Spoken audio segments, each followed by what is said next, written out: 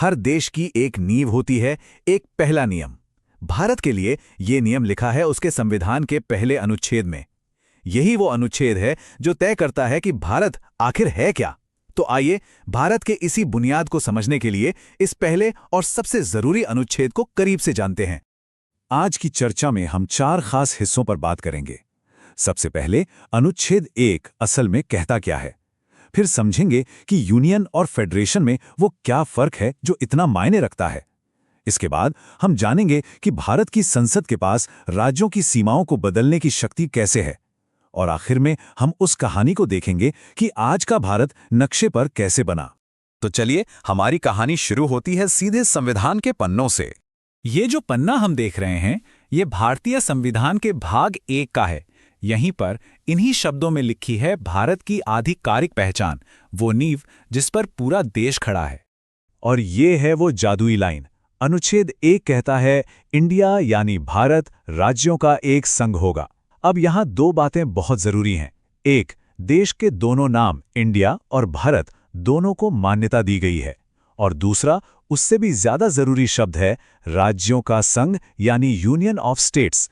तो सवाल उठता है कि संविधान बनाने वालों ने जानबूझकर फेडरेशन शब्द की जगह यूनियन शब्द ही क्यों चुना।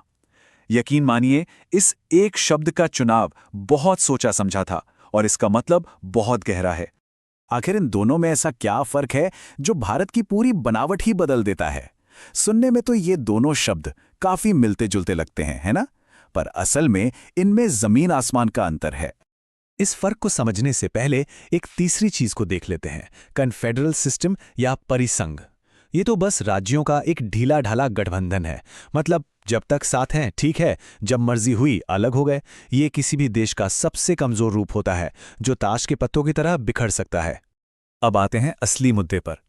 फेडरेशन बनता है राज्यों के बीच एक समझौते यानी एग्रीमेंट से। इसमें राज्य साथ मिलकर एक देश बनाते हैं, और क्योंकि ये एक समझौता है तो सैद्धांतिक तौर पर इससे अलग होने का रास्ता भी खुला रहता है। लेकिन यूनियन ठीक इसका उल्टा है। ये एक अटूट राष्ट्र है। यहां राज्यों को संघ से अलग होने का कोई अधिकार नहीं है, किसी भी कीमत पर नहीं। इसका सबसे बड़ा उदाहरण है अमेरिका, जो एक फेडरेशन है। वहां के राज्य एक समझौते के तहत साथ आए थे।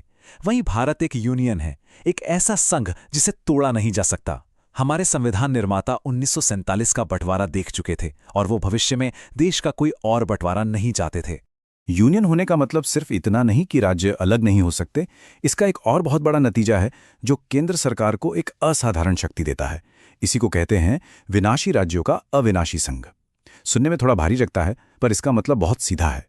इसका मतलब ये है कि संविधान के अनुच्छेद 2 और 3 के तहत भारत की संसद ना सिर्फ किसी नए राज्य को देश में शामिल कर सकती है, बल्कि वो किसी भी मौजूदा राज्य की सीमा बदल सकती है, उसका क्षेत्रफल कम या ज्यादा कर सकती है, यहां तक कि उसका नाम भी बदल सकती है। और सबसे बड़ी बात, इसके लिए उस राज्य की सहमति की भी जरूरत नहीं है। तो निचोड़ क्या निकला? निचोड़ ये है कि भारत यानी जो यूनियन है वो अविनाशी है, वो हमेशा रहेगा। लेकिन उसके अंदर जो राज्य हैं वो विनाशी हैं। उनकी भौगोलिक पहचान पत्थर की लकीर नहीं है। तो ये तो हुई नियम की बात। पर ये यूनियन, ये संघ आखिर बना कैसे? आज हम भारत का जो नक्शा देखते हैं वो हमेशा से ऐसा नहीं था। इस नक्शे को बनाने की कहानी बड़ी दिलचस्प है। आजादी से पहले भी जिसे अखंड भारत कहा जाता था, वो कई बार बंटा। 1893 में डूरंड लाइन ने अफगानिस्तान को अलग कर दिया। 1935 में बर्मा अलग हो गया, और 1947 में रेड क्लिफ लाइन खींचकर पाकिस्तान बना दिया गया। 1947 में इन बंटवारों के बाद भी भारत के अंदर एक और बहुत बड़ी चुनौती खड़ी थी, और वो चुनौती थी ये संख्या 552। जी हां, उस वक्त भारत के भीतर 552 देसी रियासतें थीं, जिनके अपने राजा थे, अपने कानून थे। इन सभी 552 रियासतों के राजाओं के सामने 3 रास्ते रखे गए। या तो पाकिस्तान में शामिल हो जाइए, या भारत में, या फिर एक आज़ाद देश बनकर रहिए। इस बिखरे हुए नक्शे को एक देश में पिरोने का जो भारी भरकम काम था, वो मुख्य रूप से इन 3 लोगों के कंधों पर था। सरदार वल्लभ भाई पटेल, उनके काबिल सेक्रेटरी वीपी मेनन और लॉर्ड माउंटबैटन। ज्यादातर रियासतों ने तो भारत में शामिल होने का फैसला कर लिया, लेकिन 3 रियासतें अड़ गईं: जूनागढ़, जम्मू और कश्मीर और हैदराबाद। इनके इनकार ने इस एकीकरण की प्रक्रिया को बहुत मुश्किल बना दिया था। इनमें से हैदराबाद का मामला तो सबसे ज्यादा उलझा हुआ था और आखिरकार 17 सितंबर 1948 को एक पुलिस एक्शन के बाद ही हैदराबाद को भारतीय संघ का हिस्सा बनाया जा सका। तो सवाल यही उठता है कि 500 से ज्यादा रियासतों और प्रांतों का वो जो मिला-जुला रूप था, वो आज के 28 राज्यों में आखिर बदला कैसे? और ये सिर्फ नक्शे पर कुछ लकीरें खींचने की कहानी नहीं है, बिल्कुल नहीं। ये तो अलग-अलग कल्चर, अलग-अलग भाषाएं बोलने वाले लोगों को एक साथ लाकर एक राष्ट्र की पहचान बनाने की कहानी है। चलिए शुरू करते हैं। 1947 में आज़ादी तो मिल गई, पर देश का जो अंदरूनी नक्शा था वो एक बहुत बड़ी पहेली था। सैकड़ों टुकड़े इधर उधर बिखरे हुए थे और ये एक ऐसी चुनौती थी ना, जिसे सुलझाए बिना देश का आगे बढ़ना, समझिए, नामुमकिन सा था। उस वक्त का भारत कैसा था?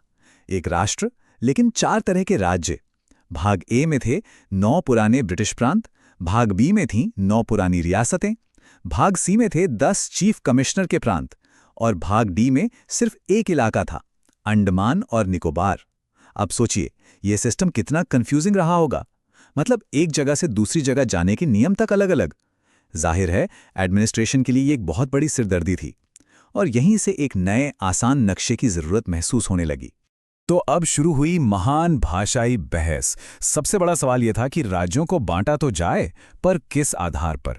एडमिनिस्ट्रेशन की सहूलियत के हिसाब से या फिर लोगों की भाषा और उनके कल्चर के हिसाब से? बस यहीं से एक जबरदस्त देशव्यापी बहस छिड़ गई, जिसने भारत के भविष्य की दिशा ही तय कर दी। कई बड़े नेताओं को यह डर भी सता रहा था कि अगर भाषा के आधार पर राज्य बनने लगे तो कहीं देश की एकता को ही खतरा ना हो जाए। तो एक तरफ थी सरकार और दूसरी तरफ थी जनता। सरकार का रुख क्या था? देखिए, धर आयोग बना 1948 में, फिर बनी जेवीपी समिति। इसमें नेहरू, पटेल, पट्टाभी, सीतारमैया जैसे दिग्गज नेता थे और इन दोनों ने साफ साफ कहा कि नहीं, भाषा के आधार पर राज्य नहीं बनने चाहिए। उनके लिए प्रशासनिक सुविधा, मतलब एडमिनिस्ट्रेटिव कन्वीनियंस, ज्यादा जरूरी था। उन्हें लगता था कि भाषाई राज्य देश को और तोड़ देंगे। पर दूसरी तरफ जनता की मांग जोर पकड़ रही थी। वो कह रहे थे, हाँ, हमारी भाषा ही हमारी पहचान है और राज्य भी उसी आधार पर बनने चाहिए। अब ये जो टकराव था सरकार और जनता के बीच, यह एक ऐसे नाटकीय मोड़ पर आ गया जहां एक इंसान के बलिदान ने सचमुच पूरे देश की सोच को हिलाकर रख दिया और सरकार को अपना फैसला बदलने पर मजबूर होना पड़ा। ये कहानी है पोटी श्रीरामुलु की। 1952 में उन्होंने एक ही मांग रखी, तेलुगु बोलने वाले लोगों के लिए एक अलग राज्य बनना चाहिए जिसका नाम हो आंध्रा। और इस मांग को लेकर वो एक अनिश्चितकालीन अनशन पर बैठ गए। किसी को अंदाजा नहीं था कि उनकी ये जिद भारत का नक्शा हमेशा हमेशा के लिए बदलने वाली है। पूरे 56 दिनों तक उन्होंने भूख हड़ताल की और इसी दौरान उनका निधन हो गया। लेकिन उनका ये बलिदान बेकार नहीं गया। उनकी मौत की खबर एक चिंगारी की तरह फैली और देखते ही देखते पूरे देश में भाषाई राज्यों की मांग को लेकर जोरदार प्रदर्शन शुरू हो गए। अब सरकार पर दबाव इतना बढ़ गया था कि उन्हें झुकना ही पड़ा और आखिरकार 1 अक्टूबर 1953 को आंध्र प्रदेश का जन्म हुआ। ये भाषा के आधार पर बनने वाला भारत का पहला राज्य था। वाकई एक ऐतिहासिक पल। तो आंध्र प्रदेश के बनने के साथ ही एक तरह से पूरे देश में भाषाई राज्यों की मांग के लिए दरवाजे खुल गए। अब ये साफ हो गया था कि सरकार को कोई एक टिकाऊ, एक राष्ट्रव्यापी समाधान तो खोजना ही होगा।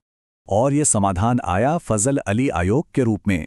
1953 में ये कमीशन बना। इसने पूरे मुद्दे को स्टडी किया और 1956 में अपनी रिपोर्ट दी। और रिपोर्ट में क्या था? उन्होंने मान लिया कि हाँ, राज्यों के पुनर्गठन का मुख्य आधार भाषा ही होनी चाहिए।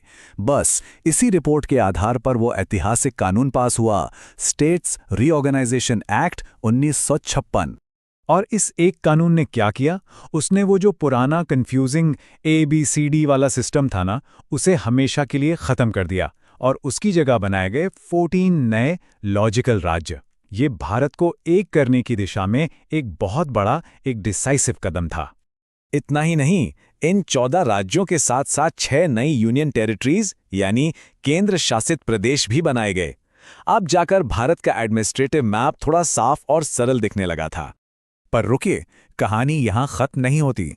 1956 एक बहुत बड़ा मील का पत्थर था, लेकिन आखिरी नहीं। भारत का नक्शा समझिए एक बहती हुई नदी की तरह है, जो समय और जरूरतों के हिसाब से अपना रास्ता बदलता रहता है। देखिए, राज्यों को फिर से बनाने के साथ साथ एक और बड़ा काम चल रहा था। वो था उन बड़ी रियासतों को भारत में शामिल करना जो अभी तक आज़ाद थीं, जैसे कि जूनागढ़ और हैदराबाद। इन्हें पुलिस एक्शन के जरिए भारत में मिलाया गया। वहीं जम्मू और कश्मीर की बात करें तो वहां के महाराजा हरि सिंह ने 26 अक्टूबर 1947 को विलय पत्र यानी इंस्ट्रूमेंट ऑफ एक्सेशन पर साइन करके भारत में शामिल होने का फैसला किया। और ये बदलाव का सिलसिला 1956 के बाद भी चलता रहा। जैसे एक बड़ा राज्य था पीकसू, उसे पंजाब, हरियाणा और हिमाचल प्रदेश में बांटा गया। फिर 1975 में सिक्किम एक जनमत संग्रह के बाद भारत का 22वां राज्य बना और आगे चल के नवंबर 2000 में छत्तीसगढ़ को बनाया गया, जो भारत का 26वां राज्य बना। तो इन सारे बदलावों से गुजरते हुए आज का नक्शा कैसा दिखता है? अगर हम बिल्कुल हाल के बदलावों की बात करें तो 2019 में जम्मू और कश्मीर का पुनर्गठन हुआ और फिर दमन और दीव को दादरा और नगर हवेली के साथ मिलाकर एक ही केंद्र शासित प्रदेश बना दिया गया। तो ये जो पूरी यात्रा रही है, 1956 में थे 14 राज्य और आज हैं 28 राज्य। मतलब राज्यों की संख्या सीधे सीधे दोगुनी हो गई है। ये दिखाता है कि भारत ने अपनी एकता और अपनी विविधता के बीच एक संतुलन बनाने के लिए कितना लंबा सफर तय किया है। तो फाइनल गिनती क्या है? आज भारत में 28 राज्य और 8 केंद्र शासित प्रदेश हैं। और ये जो नक्शा है, ये दशकों के संघर्ष, बहसों और विकास का नतीजा है। ये भारत की अनेकता में एकता वाली भावना को दिखाता है।